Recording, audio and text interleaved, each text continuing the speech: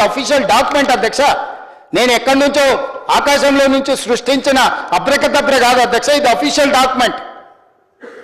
దీంట్లో ఇంకొక స్టోరీ చెప్తా అధ్యక్ష మీకు. అసలు ఇక ఈయనను ఏమనాలో నాకు తెలియదు కానీ మంజూరు ఇట్లా ఇచ్చిండా 2015లో ఈ నిర్ణయం తీసుకొని చేస్తే 2022 వరకు డిపిఆర్ లేదు అధ్యక్ష, డీటెయిల్ ప్రాజెక్ట్ రిపోర్ట్ లేదు. పదే పదే అప్పుడు నాగం జనార్దన్ రెడ్డి గారు కేసు వేసారు, ఇందులో అవినీతి జరిగిందని కొట్లాడుతూ ఉండే పాపం పెద్ద మనిషి. కొట్లాడి అలసిపోయి లాస్ట్కి ఆయన దగ్గరికే చేరిండి. ఆ తర్వాత కేసు కొట్టేసారు అధ్యక్ష. పెద్ద మనిషి అంటే నాకు చాలా గౌరవం అధ్యక్ష. మా జిల్లా ఇష్యూల్లో చాలా కొట్లాడిన ఆనాడు కల్వకుర్తి లిఫ్ట్ ఇరిగేషన్ రావడానికి వారు ప్రధాన కారణం. అలాంటి వ్యక్తి ఇందులో జరిగిన దాని మీద నిత్యం కొట్లాడిండి అధ్యక్ష. సుప్రీంకోర్టు వరకు కొట్లాడి సుప్రీంకోర్టుకు పోయినాక నాగం జనార్దన్ రెడ్డి గారు టీఆర్ఎస్లో పోయారు, ఆ కేసు కొట్టుడు పోయింది అధ్యక్ష. ఇది సారాంశం. అప్పుడప్పుడు అక్బర్ గారు అడిగితే వారికి తెలవడం కోసం వీరు డీటెయిల్ ప్రాజెక్ట్ రిపోర్టు 2022లో తయారు చేసిండు అధ్యక్ష. 2022లో దీన్ని ఎంతకు పెంచిండంటే 55,800 కోట్లకు ఈరోజు అంచనాలు పెంచిండు అధ్యక్ష.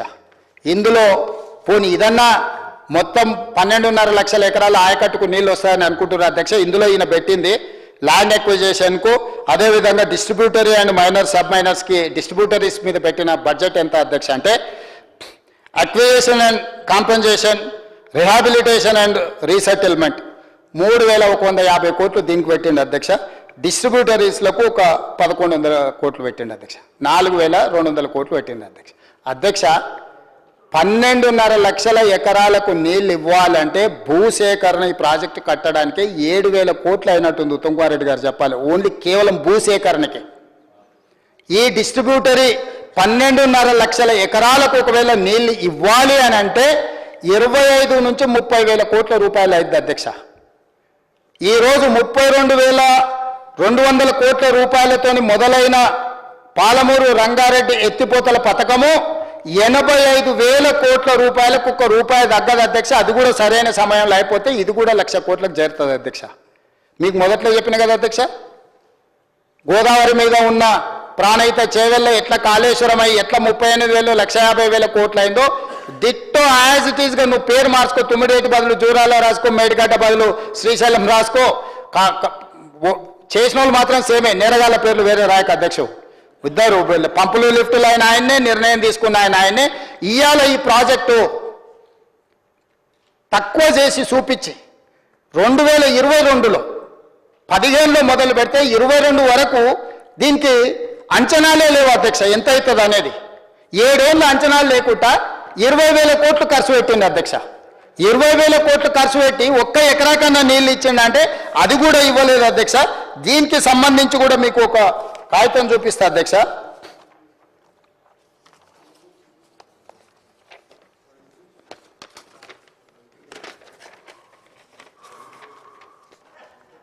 ఇంత జరిగిందా అధ్యక్ష? మురళీధరరావు గారు రాసిన ఒక లెటర్ చెప్తా అధ్యక్ష. కేసీఆర్ గారు పదే పదే మాట్లాడతారు కదా.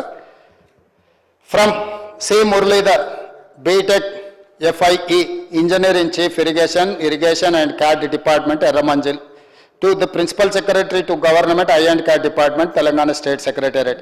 Date 9/6/2015. 2015లోనే మురళీధరరావు గారు ENC ఇరిగేషన్ కేసీఆర్కి అత్యంత ఆప్తుడు ప్రియపాత్రుడు రాసిన లెటర్ల లాస్ట్ పారాగ్రాఫ్ చదివినిపిస్తా అధ్యక్ష. The funds are proposed to meet the expenditure for the construction of the above Palamur Rangareddy lift irrigation scheme from the state funds only. The presently ongoing Pranita Chevella scheme is sought for approval as a national project from the Government of India, after which this project can be proposed under state plan funds over the next 4 years. స్పష్టంగా రాష్ట్ర నిధులతోనే మేము కట్టుకుంటాం, కేంద్ర ప్రభుత్వాన్ని ఒక్క రూపాయి అడగం. ఇన్ని రోజులు నేను పాలమూరు రంగారెడ్డి ఎత్తిపోతలను జాతీయ ప్రాజెక్టు అడిగినా కేంద్ర ప్రభుత్వం ఇస్తలేదు.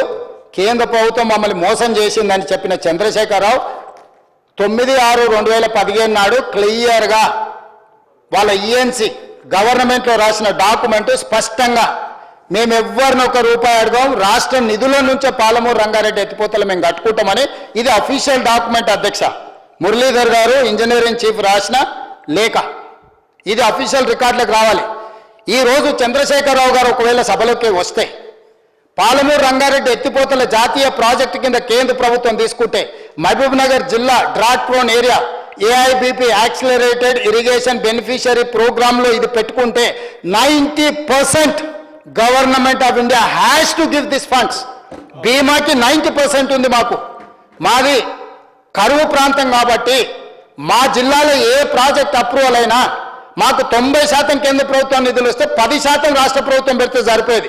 ఈరోజు 85,000 కోట్ల రూపాయల ఈ ప్రాజెక్టులో ఎట్లయితే ఆంధ్రప్రదేశ్కు పోలవరంకి ఎట్లయితే కేంద్ర ప్రభుత్వం 90% నిధులు ఇచ్చి కట్టిస్తుందో తెలంగాణకు కూడా పాలమూరు రంగారెడ్డి ఎత్తిపోతల కేంద్ర ప్రభుత్వానికి ఇవ్వవలసిన తప్పని పరిస్థితి వస్తుండే. లేకపోతే పాలమూరు జిల్లాలో తెలంగాణలో నరేంద్ర మోడీ గారు కాలు పెట్టని పరిస్థితి ఉత్పన్నమవుతుండే. వీరు వద్దే వద్దు మాకు మేము రాష్ట్ర నిధులతోని మేము కట్టుకుంటామని సోర్స్ ఆఫ్ ఫండ్స్ కూడా దీంట్లో చూపించి ఈ దాన్ని ఇంతకుముందు ఉత్తమ్ కుమార్ రెడ్డి గారు చెప్పారు. ఈ ప్రాజెక్టు కోసం పవర్ ఫైనాన్స్ కార్పొరేషన్ నుంచి రూరల్ ఎలక్ట్రిసిటీ కమిషన్ దీని నుంచి ఆర్ఈసీ నుంచి 11.90 రేట్ ఆఫ్ ఇంట్రెస్ట్లో ఎవడు కూడా జూదానికి అలవాటు పడ్డోడు కూడా తాగుడు వ్యసనాలకు అలవాటు పడ్డోడు కూడా పటాన్ దగ్గర కూడా ఈ రేట్ ఆఫ్ ఇంట్రెస్ట్కు తెచ్చుకోడు అధ్యక్ష. కిడ్నీలు అమ్ముకునేటోడు కూడా ఈ రేటుకు ఇంట్రెస్ట్కు తెచ్చుకోడు అధ్యక్ష. అవసరమైతే కిడ్నీ అమ్ముకొని పైసలు తెచ్చుకుంటాడు కానీ ఈ రేట్ ఆఫ్ ఇంట్రెస్ట్లో దేడు అధ్యక్ష. ఈ పాలమూరు రంగారెడ్డి ఎత్తిపోతలకు పిఎఫ్సిలో ఆర్ఈసీలో 11.90% రేట్ ఆఫ్ ఇంట్రెస్ట్ 12 సంవత్సరాలు షార్ట్ టర్మ్ లోన్కి మీడియం టర్మ్ లోన్ కింద తెస్తే నేను తల తాకట్టు పెట్టి 50 సార్లు ఢిల్లీకి పోయి నరేంద్ర మోడీని కలిసి నిర్మలా సీతారామన్ గారికి నేను బట్టి గారు పదే పోయి వారిని ప్రసన్నం చేసుకొని 26,000 కోట్ల రూపాయలను debt restructure 7.25% rate of interest తగ్గించి 35 సంవత్సరాలు సుదీర్ఘకాలం మేము అప్పు కట్టుకుంటామని ఈ రోజు ఈ డెట్ రీస్ట్రక్చర్ చేయించుకొని వచ్చినాం అధ్యక్ష. ఈయన చేసిన దుర్మార్గం అంతా ఇంత కాదు అధ్యక్ష. మన తరమే కాదు, మన తర్వాతి తరం, ఆ తర్వాతి తరం కూడా మొయ్యలేనంత భారము అప్పుల కుప్ప చేసి మన మీద పెట్టి ఈరోజు సభకు రాకుండా సభ బయట కూర్చొని ఈరోజు ఏదేదో మాట్లాడుతున్నాడు అధ్యక్ష. ఇవన్నీ కాగితాలు అఫీషియల్ డాక్యుమెంట్స్ అధ్యక్ష. నేను ఎందుకు గాంధీ భవన్లోనో ప్రెస్ మీట్లలోనో మీడియా సమావేశాలలో ఎందుకు మాట్లాడలేదంటే ముఖాముఖి చంద్రశేఖరరావు గారితో చర్చిస్తే ఒక స్పష్టత వారికి, వారు తెలిసి దోపిడీకి పాల్పడడానికి నిర్ణయం చేసిండా లేకపోతే అల్లుడిని నమ్ముకుంటే అల్లుడు శని పట్టిండా, అన్నీ ఉన్నా అల్లుడి నోట్ల శని అన్నట్టు ఆ అల్లుడే ఏమైనా ఈయన తప్పుదో పట్టించిన ఆయన చెప్తాడేమో అని అనుకున్నా. లేకపోతే ఇద్దరు కలిసి తోడు దొంగలుగా ఈ 1,000 కోట్ల రూపాయలు కొల్లగొట్టినరా నేను కనుక్కోదలుచుకున్నా అధ్యక్ష. అందుకే ఈరోజు ఈ డీటెయిల్స్ అన్నిటిని మాట్లాడడానికి ఈరోజు సభలోకి తీసుకొచ్చినాం అధ్యక్ష. ఈరోజు ఈ విధంగా అంచనాలు పెంచి ఈరోజు ఈ రకంగా ప్రాజెక్టును కట్టిండి అధ్యక్ష. పోని ఈ కట్టిందన్న నిజమై మనం నీళ్ళు వచ్చి ఉంటే 5 ఏళ్ళకో 10 ఏళ్ళకో అన్నా మనం మర్చిపోయేటోళ్ళం. కానీ అది కూడా చేయలే అధ్యక్ష. ఎంత దుర్మార్గుడు అంటే ఆ దుర్మార్గానికి పరాకాష్ఠంగా ఆ పదం నాకు తెలియదు, ఇక్కడ అన్పార్లమెంటరీ పదం వాడలేము, కానీ చెప్పడానికి వేరే భాష లేదు. ఆ దుర్మార్గమైన చర్యల వల్ల పూర్తిగా దెబ్బతినిపోయింది. 2016లో నేషనల్ గ్రీన్ ట్రిబ్యునల్లో శ్రీశైలం దగ్గరకు పోయి నల్లమల ఫారెస్ట్లో పనులు జరుగుతున్నాయి. అది టైగర్ రిజర్వ్ ఫారెస్ట్లో పర్యావరణ అనుమతులు లేకుండా ప్రాజెక్టు కట్టొద్దని నేషనల్ గ్రీన్ ట్రిబ్యునల్లో బి హర్షవర్ధన్, బి అంటే బీరం హర్షవర్ధన్ రెడ్డి, హైదరాబాద్ తెలంగాణ పిటిషన్ వేసిండు అధ్యక్ష 2016లో. ఆ పిటిషన్లో ఎన్జిటిలో 17th February 2017లో గవర్నమెంట్ ఒక అఫిడవిట్ వేసింది అధ్యక్ష. ఇది ఆ మీటింగ్ ఆ డాక్యుమెంట్ ఎన్జిటిలో వేసిన డాక్యుమెంట్ అధ్యక్ష, నేను మీ ముందర పెడుతున్నా.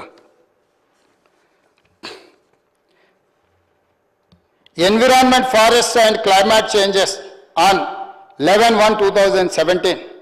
The affidavit also asserts that the state of Telangana would be implementing the disputed project only with regard to the supply of drinking water and not for irrigation. ఈ project కేవలం తాగునీళ్ళ కోసమే కడుతున్నాము, ఈ ఇరిగేషన్కి ఎలాంటి సంబంధం లేదు కాబట్టి మేము సాగునీటికి తప్ప దేనికి వాడము అని చెప్పి కట్టిండు అధ్యక్ష. సాగునీటికని ఎందుకు ఒప్పుకున్నాడంటే పంపులకు లిఫ్టులకు బిల్లులు ఇవ్వాలంటే సాగునీరు బహానాతోనే ఆ పంపులకు లిఫ్టులకు బిల్లులు ఇవ్వడానికి ఎన్జిటీలో కేసు వేసింది అధ్యక్ష. ఎన్జిటీ ఏం చేసింది, ఇవన్నీ చూసి నువ్వు టైగర్ రిజర్వ్ ఫారెస్ట్లో ఇవన్నీ చేస్తున్నావు కాబట్టి కొన్ని 100 కోట్లు అనుమతి లేకుండా, పర్యావరణ అనుమతులు లేకుండా నువ్వు ఇవన్నీ నిర్మిస్తున్నావు, నీకు ఫైన్ పెనాల్టీలు వేస్తున్నావు అని తెలంగాణ రాష్ట్రానికి బీరం హర్షవర్ధన్ పిటిషన్ మీద కొన్ని 100 కోట్లు ఫైన్లు పెనాల్టీలు వేసింది అధ్యక్ష. దాంతోనే రాష్ట్ర ప్రభుత్వం సుప్రీంకోర్టుకు పోయింది అధ్యక్ష. సుప్రీంకోర్టుకు పోయి సుప్రీంకోర్టులో 2021లో ఏం అఫిడవిట్ వేసింది అధ్యక్ష, ఇది సేమ్ 2021 8/12/2021 మన